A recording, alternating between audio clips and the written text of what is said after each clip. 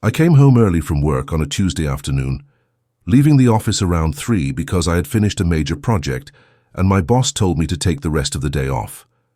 My wife Jessica had been working with a personal trainer for the past 6 months, getting in great shape and becoming obsessed with fitness in a way that I found attractive and supportive, even though I wasn't particularly into gym culture myself. She usually trained at 4 in the afternoon at the gym near our house, so I figured I'd surprise her by showing up to watch her workout and maybe take her out for an early dinner afterward.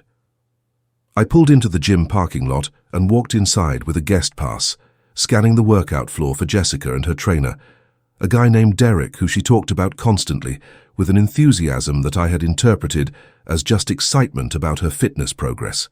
I spotted them in a corner of the gym near the free weights, and what I saw made my stomach drop and my vision narrow into a tunnel of disbelief and rage.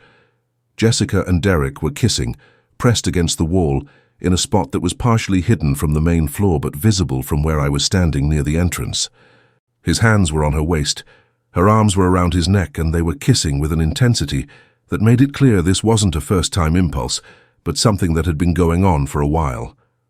I stood frozen for what felt like minutes, but was probably only 10 seconds. My brain refusing to process what my eyes were seeing, trying to find some alternative explanation that didn't involve my wife cheating on me with her personal trainer in the middle of a public gym.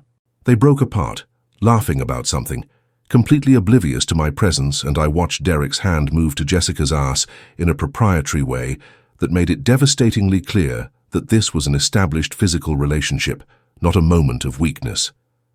That gesture, casual and familiar, snapped me out of my paralysis, and I walked toward them with my phone out, recording video evidence of what I was witnessing, because some part of my brain was already thinking about divorce proceedings and the need for proof.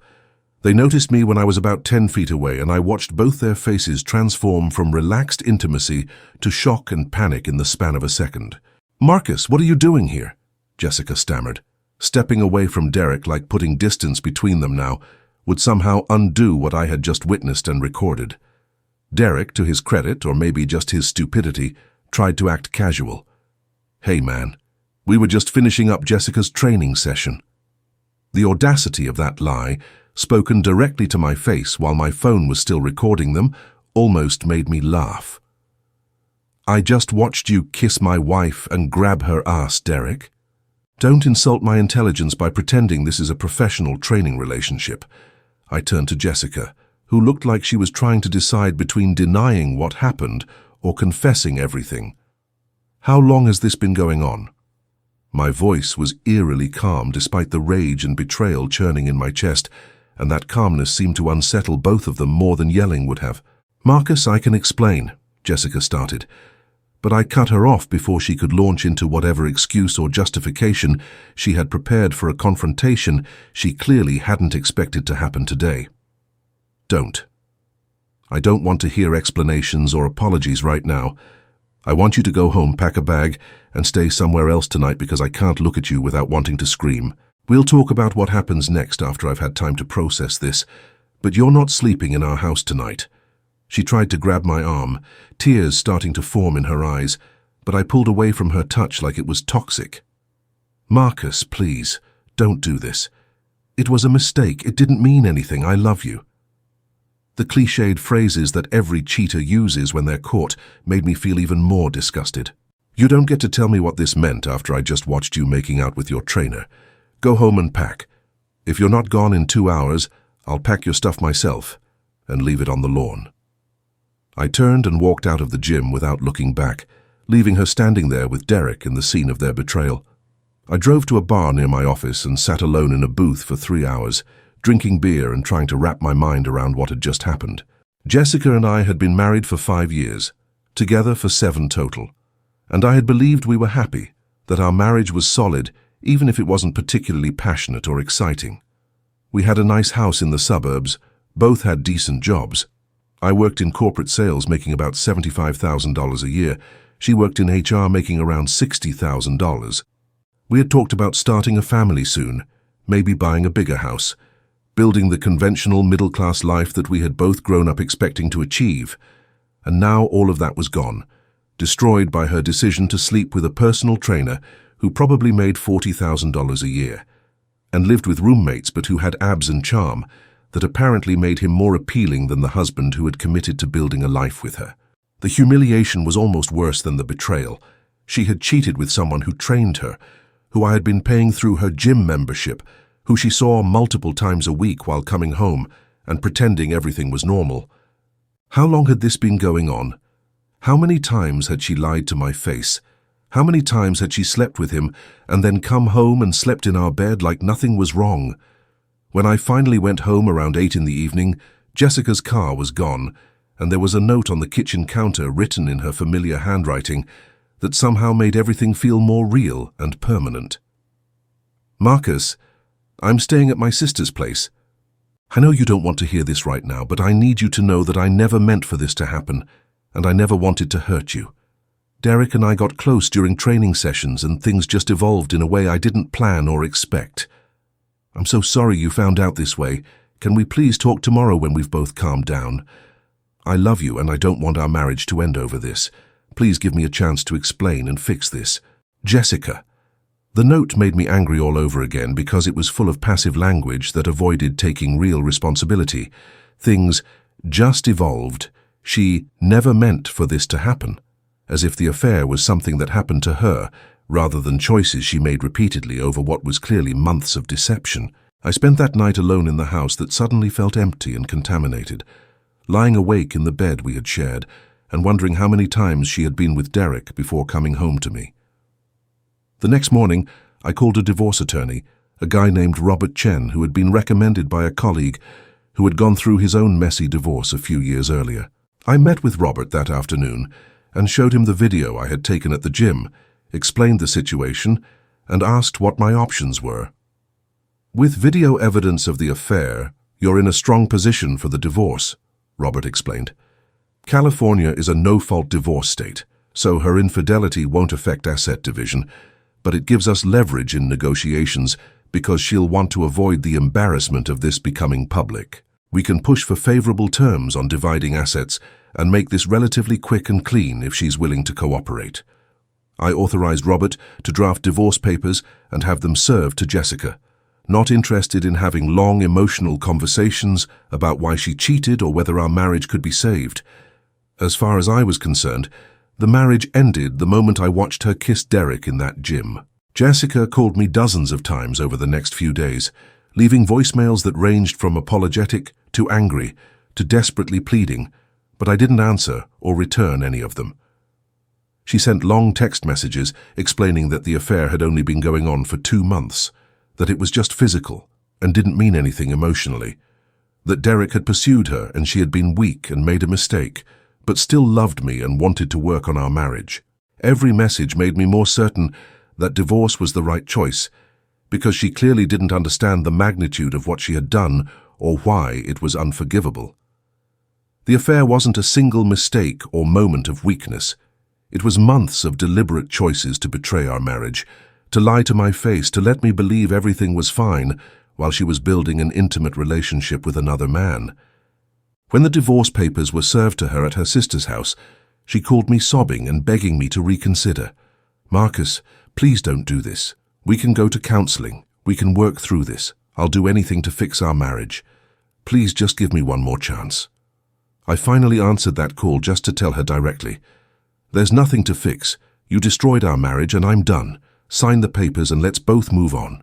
The divorce took 4 months to finalize, and while it wasn't particularly contentious in legal terms, it was emotionally devastating in ways I hadn't anticipated. We split our modest assets roughly equally. She got her car and some furniture. I kept my car and the rest of the furniture. We split our small amount of savings and we sold the house with proceeds divided evenly after paying off the mortgage. I walked away from 5 years of marriage with about $35,000, my car, some furniture, and a profound sense of failure and humiliation that affected every aspect of my life. Work became difficult because I couldn't focus. My performance suffered, and I started showing up late and missing deadlines in ways that got me put on a performance improvement plan by my boss. My social life collapsed because most of our friends had been couple friends who didn't know how to navigate the divorce and mostly ended up staying closer to Jessica than to me. I moved into a small one-bedroom apartment in a cheap part of town, furnished it with the minimal furniture I had kept and some items from thrift stores, and fell into a depression that made every day feel like an exhausting effort just to get through the basic requirements of existing. It was about 6 months after the divorce was finalized, when I was at my absolute lowest point emotionally and professionally, that I had a moment of clarity that would change everything. I was lying on my couch at 10 in the morning on a Saturday, unwashed and unmotivated, scrolling through social media and torturing myself by looking at Jessica's posts where she appeared to be living her best life. Photos of her with Derek at restaurants and events, looking happy and glowing, like leaving me had freed her to become an even better version of herself. The contrast between her apparent thriving and my obvious suffering made me feel pathetic and weak, and I was spiraling into thoughts about how I would never recover from this betrayal and would probably spend the rest of my life alone and bitter. In desperation, I grabbed a book from a small stack I had bought months ago in a brief moment of thinking I should try to help myself. The Obstacle is the Way by Ryan Holiday, a book about Stoic philosophy and turning adversity into advantage. I opened it randomly and found a passage underlined in the used copy I had purchased. The impediment to action advances action. What stands in the way becomes the way. I read that sentence over and over, feeling it challenge the victim narrative I had been living in for 6 months. What if the divorce wasn't the end of my life, but the beginning of something better? What if losing Jessica wasn't a failure, but an opportunity to build a completely different future that I couldn't have accessed if the marriage had continued? That book became my lifeline over the next several weeks, and the philosophy it taught about reframing obstacles as opportunities started to shift how I thought about my situation. The divorce had destroyed my comfortable middle-class existence, but it had also freed me from obligations and expectations that had kept me playing small. I didn't have a mortgage anymore, didn't have a wife to consult on major decisions, didn't have anything tying me to the safe but unfulfilling career path I had been following. I started going to the gym for the first time in years, not to Jessica's gym, obviously, but to a different chain across town where I could work out without painful memories. Initially, I went just to have something to do and to combat the depression, but I discovered that physical training gave me a sense of control and progress that was completely absent from other areas of my life. Within 3 months of consistent training, I had lost 20 pounds, gained visible muscle definition, and felt mentally sharper and more energized than I had in years. The gym became my therapy and my refuge, the one place where I could see tangible results from effort and discipline. It was during those months of rebuilding myself physically that I started noticing the business side of fitness and seeing opportunities that hadn't been visible to me before. The gym I trained at was always crowded, with people waiting for equipment and limited class availability because demand exceeded capacity. I started talking to other members and learned that most gyms in the area had similar problems. They were either too expensive for regular people or too crowded and poorly managed to provide good service. I had always been decent at sales and business development in my corporate job, and I started wondering what it would take to open a gym that was affordable, well-managed, and focused on actually serving members rather than just collecting monthly fees from people who never showed up. The idea seemed crazy at first, given that I had limited savings and no experience in the fitness industry, but the obstacle as opportunity framework from the book made me consider it seriously. What if I used the knowledge I was gaining as a gym member, combined it with my business skills, and built something that solved real problems I was experiencing firsthand? I spent 6 months researching the fitness industry, reading everything I could find about gym business models, talking to gym owners and managers, visiting dozens of facilities to understand what worked and what didn't. I learned that most gyms failed because they either undercharged and couldn't sustain operations, or overcharged and couldn't retain members beyond the initial contract period. I developed a concept for a mid-tier gym that would charge $49 per month, more than budget chains, but less than premium boutique studios, and would focus on cleanliness, equipment maintenance, and customer service that most gyms neglected. Using my $35,000 from the divorce plus a small business loan of $120,000, I leased a 5,000 square foot space in a suburban area with good demographics, and opened my first gym, Apex Fitness, with the tagline, "Premium Experience, Honest Price." The first 6 months were brutal, working 16-hour days to manage everything from marketing to cleaning to member services, barely breaking even financially while learning every aspect of running a fitness business through trial and error that sometimes felt like it would break me. But the concept worked better than I had hoped, because I was solving real problems that I had experienced as a frustrated gym member. Equipment was always in good repair, the facility was genuinely clean, staff were trained to be helpful rather than pushy about upselling, and the pricing was transparent with no hidden fees or hard-to-cancel contracts. Word of mouth started driving membership growth, and by month 9 we hit 800 members, which was the break-even point where the business became sustainably profitable. I reinvested every dollar of profit back into improving the facility and marketing, and by the end of year 1 we had 200 members, generating about $58,000 per month in revenue, with profit margins around 25% after all expenses. More importantly, I had discovered work that felt meaningful in a way my corporate sales job never had. I was helping people improve their health while building a business that was actually mine, that succeeded or failed based on my decisions and effort, rather than corporate politics and arbitrary metrics. The gym became my identity and my purpose, filling the void that divorce had created with something constructive and forward-looking, rather than just consuming me with bitterness about the past. Year 2 was when things really accelerated, and I started seeing the potential to build something much bigger than a single gym. I opened a second location using profits from the first gym, plus another small business loan, applying lessons learned to make the second opening smoother and faster to profitability. Both gyms were performing well, and I realized that the model was scalable if I could maintain quality and culture while growing. I opened locations 3 and 4 in year 3, bringing on a general manager to oversee operations so I could focus on strategy and growth rather than day-to-day management.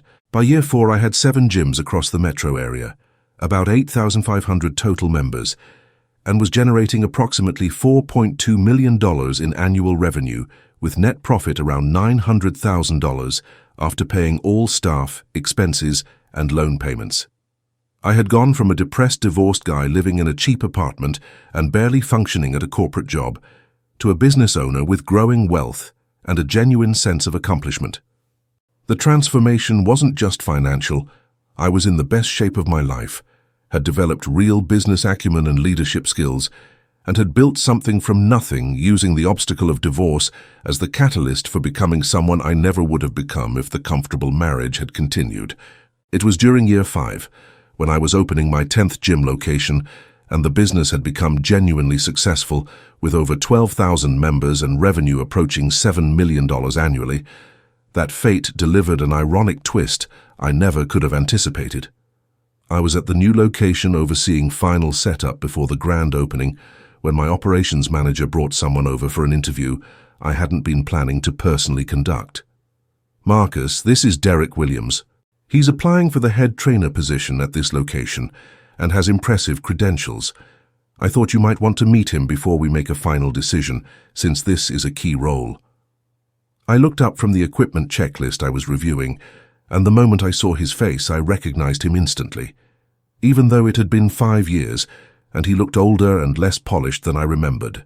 Derek, the personal trainer who had slept with my wife, was standing in my gym asking for a job, clearly not recognizing me or not making the connection between Marcus Chen, the gym owner, and Marcus, the husband he had betrayed half a decade ago. The temptation to reveal who I was and humiliate him on the spot was powerful, but something made me hold back and play it cool to see how this would unfold. "Tell me about your training background and experience," I said, keeping my voice neutral and professional, while studying him carefully for any sign of recognition. He launched into his resume: certified personal trainer for 8 years, experience with strength training and weight loss programs, worked at several commercial gyms in the area, including the one where he had met Jessica. "I'm looking for something more stable and with better growth opportunities," he explained. "I've heard great things about Apex Fitness as an employer, and I like your company's philosophy about accessible premium fitness.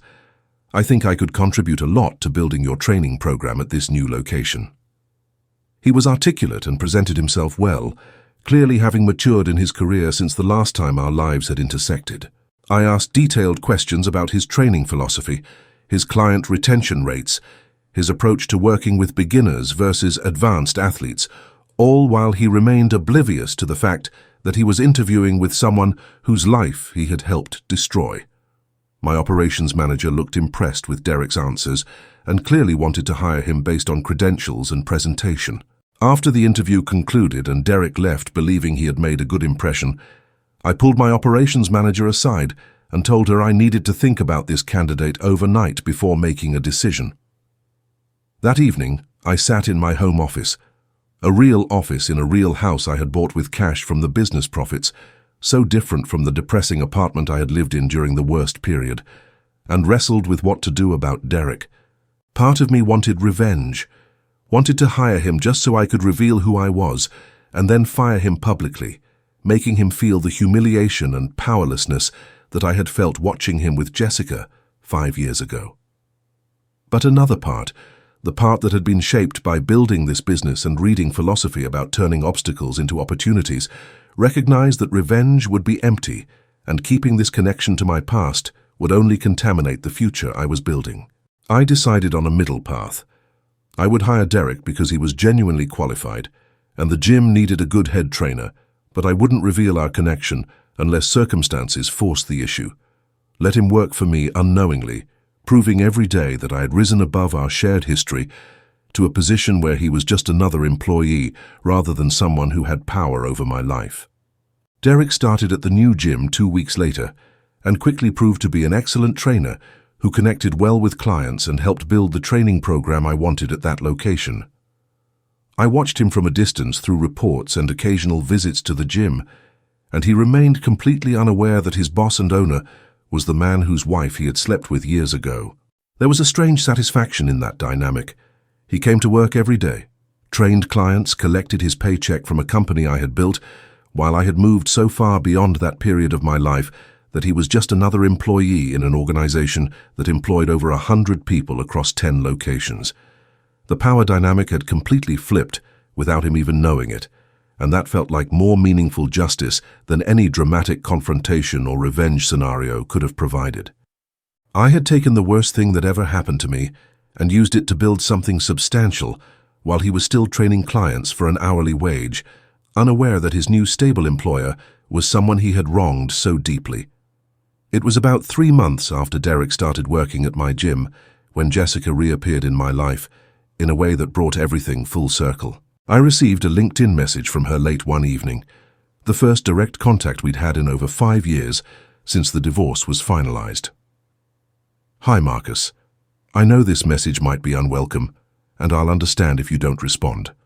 But I wanted to reach out because I've been seeing articles about Apex Fitness and realized you're the owner. I'm so impressed by what you've built and wanted to congratulate you on your success. I also wanted to ask if we could possibly meet for coffee sometime. There are things I'd like to say to you that I couldn't articulate during the divorce, and I think I owe you a real apology now that I have more perspective on what happened between us. Again, I'll completely understand if you want nothing to do with me, but I hope you'll consider meeting. Jessica." I stared at that message for a long time, feeling complicated emotions that I had thought were fully processed.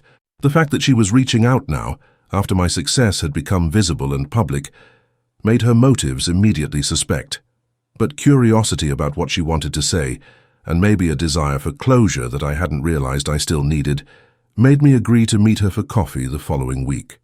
Jessica arrived at the coffee shop 10 minutes early, and I watched her through the window before going in, noticing how different she looked from the woman I had been married to. She was thinner in an unhealthy way, looked tired and worn down, dressed well but not expensively, carrying herself with none of the confidence and vitality she had radiated when I last saw her 5 years ago. I walked in and sat across from her, keeping my expression neutral and my greeting minimal. "Hi, Jessica." She smiled nervously, her hands wrapped around her coffee cup like she needed something to anchor herself. "Hi, Marcus. Thank you for agreeing to meet me. I wasn't sure you would after everything that happened." We sat in uncomfortable silence for a moment, before she continued, "I've been following your success with Apex Fitness, and I'm genuinely amazed by what you've built. You were always smart and capable, but I don't think I fully appreciated those qualities when we were married. I'm really proud of what you've accomplished, even though I have no right to feel proud of you anymore." Her words felt sincere but also calculated, like she had rehearsed this opening to establish goodwill before getting to whatever she actually wanted. "What did you want to talk about?" I asked directly, not interested in small talk or lengthy preambles. She took a breath and dove in. "I wanted to apologize properly for the affair and for how I handled everything during the divorce. I was selfish and cruel, and I destroyed something good because I was chasing excitement and validation instead of appreciating what I had with you." The apology sounded more genuine than her messages during the divorce had been, suggesting she had actually reflected on her choices over the intervening years. Derek and I stayed together for about 2 years after the divorce, and it was a disaster. The relationship that seemed so exciting when it was an affair became toxic and dysfunctional when it was our actual reality. He was controlling and jealous. We fought constantly about money and his wandering eye with other women, and I eventually realized that I had blown up my marriage for someone who was fundamentally incompatible with me and who never actually valued me the way you did. She paused, wiping at her eyes even though no tears had formed yet. "We broke up about 3 years ago, and I've been alone since then, working and trying to figure out who I am outside of relationships that defined me." I listened without interrupting, curious where this confession was leading, and whether she would eventually get to what she actually wanted from this meeting. "I'm not with anyone now, and honestly, I've struggled a lot since the divorce. My career stalled, I've had financial problems, I've made bad decisions in relationships. Watching your success from a distance made me realize how differently our lives turned out after the marriage ended. You built something incredible, while I kind of fell apart." She finally made direct eye contact, and I could see genuine regret and sadness in her expression. "I know I have no right to ask this after what I did to you, but I wanted to know if there's any possibility we could try again. Not jump back into a relationship, but maybe start over slowly and see if we could rebuild what we had before I destroyed it. I'm not the same person I was 5 years ago, and I think I finally understand what really matters and what I lost when I cheated on you." The request hung in the air between us, and I felt absolutely no temptation to say yes, no residual feelings that might make reconciliation seem appealing despite knowing it would be a catastrophic mistake. "Jessica, I appreciate the apology, and I'm glad you've reflected on what happened between us. But no, there's no possibility of us getting back together. What you didn't just end our marriage. It taught me a fundamental lesson about who you are and what you value. You left me for excitement and physical attraction, and when that didn't work out, you've apparently spent years struggling instead of building something meaningful for yourself." I kept my voice calm and factual, rather than angry or cruel. "I took the worst thing that ever happened to me and used it as motivation to become someone better and build something valuable. You took the same situation and used it as an excuse to make more bad decisions and avoid responsibility for your choices. That difference in how we responded to adversity tells me everything I need to know about why we should never be together again." She started to protest, but I held up my hand to stop her. "And honestly, the timing of you reaching out now, right after my success has become public and visible, makes it pretty clear that you're not here because you love me or miss our relationship. You're here because you're struggling and you see me as a solution to your problems." "That's not fair, Marcus. Yes, I'm struggling financially and professionally, but that doesn't mean my feelings aren't genuine. I do miss you. I do regret what I did. I do think we could build something good together if you gave me another chance." Her voice was getting emotional now, tears finally starting to form. I stood up, ready to end this conversation and go back to my actual life that didn't include her. "The answer is no. I've moved on completely. I've built a life I'm proud of, and reopening that door to my past would only contaminate what I've created. I hope you figure out how to build a stable life for yourself, but I won't be part of it." I started to walk toward the door, but she called after me one more time. "Did you know that Derek works for you? At your new gym? He told me he got hired at Apex Fitness a few months ago." I turned back, surprised that she knew and curious about why she was bringing it up. "Yes, I know. I'm the one who approved hiring him. He's a good trainer, And what happened between you two 5 years ago is irrelevant to whether he can do his job well. Her expression shifted to something like disbelief. You hired the man who slept with your wife. How is that even possible? Doesn't it bother you? I smiled slightly, recognizing that this was the perfect note to end on. It doesn't bother me at all.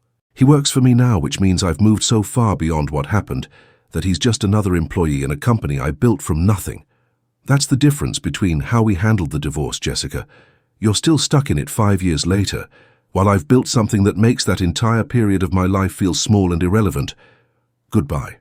I walked out of the coffee shop and drove back to my office, feeling lighter and more certain than ever that every painful step of the journey had been necessary to become who I was now. The conversation with Jessica provided closure I hadn't realized I still needed, confirming that moving on completely had been the right choice, and that the life I was building was infinitely better than anything we could have created together. Over the following months, I continued expanding Apex Fitness, opening locations 12 and 13, and developing plans for franchising the concept to accelerate growth beyond what I could manage through corporate-owned locations alone. The business had become genuinely successful with over 15,000 members, annual revenue exceeding $9 million, and my personal net worth approaching $3 million through retained earnings and the increasing value of the company. But more than the financial success, what felt meaningful was the impact we were having on people's lives.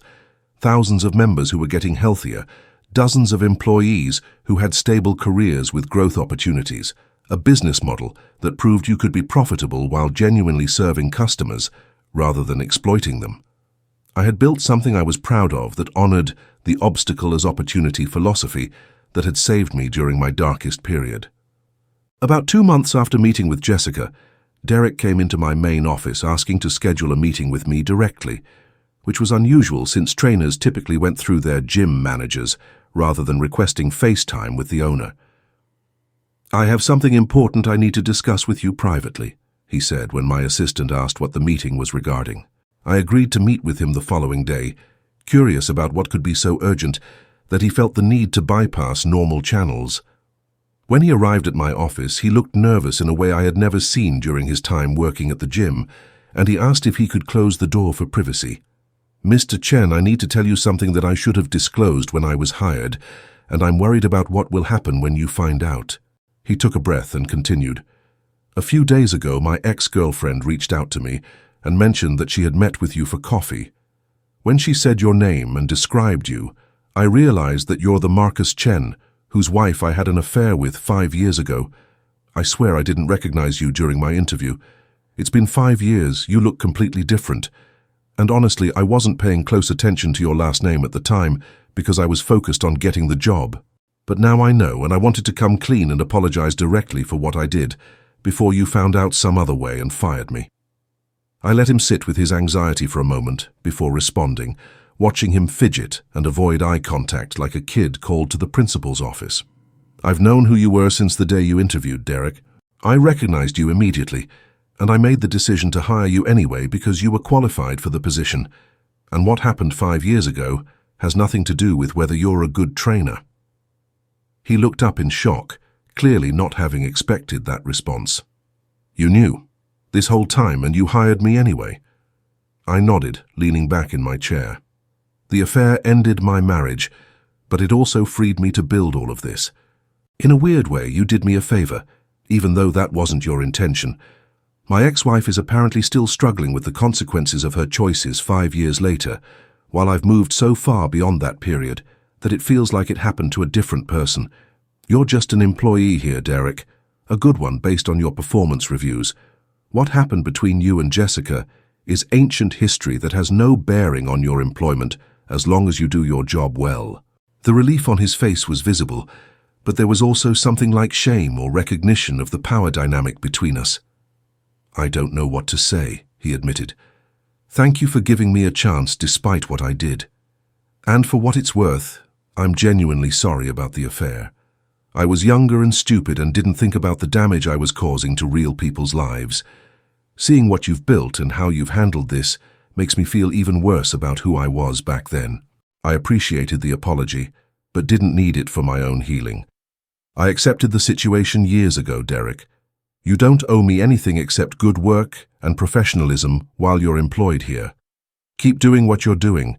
Keep helping our members reach their fitness goals and we're fine. He thanked me again and left my office, and I felt a sense of completion about that entire chapter of my life. The man who had helped destroy my marriage was now my employee, working in a business I had built from the ashes of that destruction, and the irony was so perfect that it felt almost scripted. But more importantly, I genuinely didn't carry resentment about it anymore. The affair had hurt terribly at the time, but it had also been the catalyst for transformation that I never would have pursued if the comfortable marriage had continued. Jessica tried to contact me a few more times over the following months, texts asking if we could talk again, LinkedIn messages mentioning things she had seen about the business, even a handwritten letter that arrived at my office expressing regret and asking for another chance. I didn't respond to any of it, not out of cruelty, but because there was simply nothing left to say, and engaging would only encourage her to keep trying. Eventually the messages stopped, and I heard through mutual acquaintances that she had moved to another city for a job opportunity and was apparently trying to start fresh somewhere without the memories and mistakes of her past. I genuinely hoped she found whatever she was looking for and built a stable life, but I also knew that her journey and mine were completely separate now and would remain that way permanently. The woman who had cheated on me with her trainer had become irrelevant to my present and future, just another character in a story about how I used betrayal as fuel to build something extraordinary. Looking back on the entire arc from discovering the affair to building a multi-million-dollar business to the surreal experience of employing the man who had slept with my wife, I could see how every painful moment had been necessary for the transformation that followed. The obstacle had truly become the way, just as the book promised. The affair that seemed like pure destruction had actually cleared space for construction of something far better than what it replaced. I was 40 years old, financially secure, physically healthy, running a growing business that helped thousands of people, and genuinely content in ways that the comfortable but mediocre marriage never would have allowed me to achieve. Jessica was somewhere else struggling with consequences of choices she made years ago.